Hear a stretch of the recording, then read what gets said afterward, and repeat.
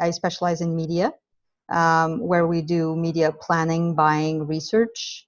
There is account services. They're on the front lines. They are the main link with clients. There's production, who produce the ads. There's the creative team that designs the ads. We have a primary research department that'll do focus groups. We have social media experts now.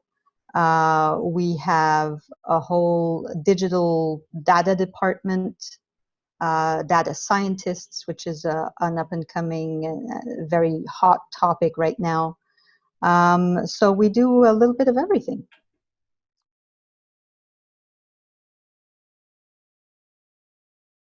In media, well, you've got media planning, which I can go a little bit more into detail too. You've got the buying side of it. You have research.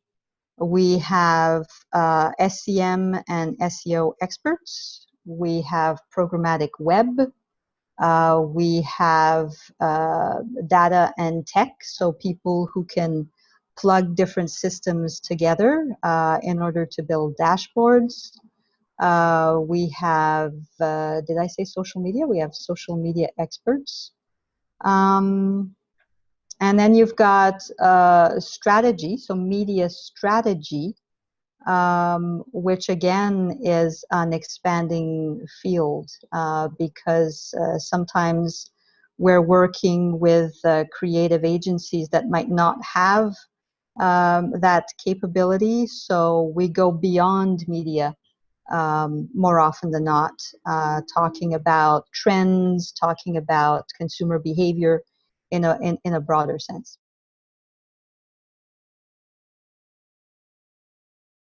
When I started a couple of decades ago,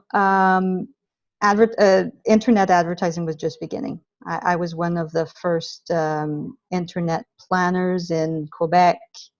We were trying to figure this whole thing out, how to execute it, how to measure the thing. Stats were compiled by hand using spreadsheets. There were no standard formats.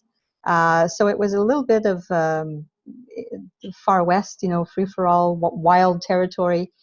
So I saw the rise of the web. The arrival of social media was really a game changer. The immediate engagement with consumers, it has its positives, but it also has its negatives, where sometimes clients will call and say, look, I have to disengage the comments, want to stop the campaign. So that really shifted a lot of media dollars, and it dramatically changed the landscape. There was talk of the demise of television, 5 years ago, but now we're what people call the golden age of TV video, and there's more choice out there than ever. And we saw this during COVID lockdown. TV rules. So people watch a lot of television. Yes, they watch Netflix and things that don't have any advertising. But a lot of people have flocked back to television, especially news. Same thing on radio and in print. News dominates. Out of home went down, cut by at least half because people weren't traveling as much. Print, it was devastating for print. So it's continuously evolving. No one predicted COVID, and it'll be interesting to see who comes out of it on the other side. Long term, we would say medias are going to converge on a digital platform, on a web platform, and I still believe in that. But something like COVID, and if we have a second wave, or if we have anything else like that, that'll again really, really transform the media landscape.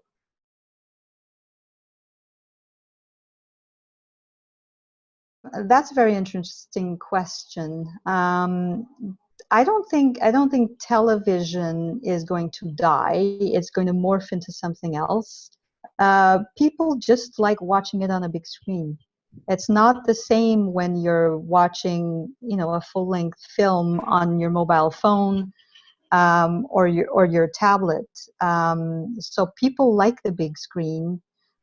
So we're going to see stuff like connected TV grow still. A lot of people have those smart TVs, but it's going to expand. In terms of radio on the web, they have a good offering. Podcasts are back, and some people laugh when I say that. I remember the first time that they were launched, and we said they'll never fly. They died, they disappeared, and then they came back stronger than ever.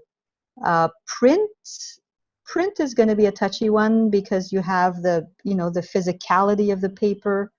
It's expensive to produce, it's expensive to distribute. A lot of them are going to migrate online in some shape or form. But what we really find sad in that realm is um, what it's doing to journalism as a whole. And social media has a big role to play in that. And that people don't trust, they don't trust journalists anymore. They're perfectly fine with what pops up in their news feed, whether it be completely far-fetched or not. And that's hurting the industry. So I'm afraid for that. I am afraid for that. And what I'd like to see is a return to criteria that as a media planner, I can look at and say, I am picking you because you fulfill X, Y, Z.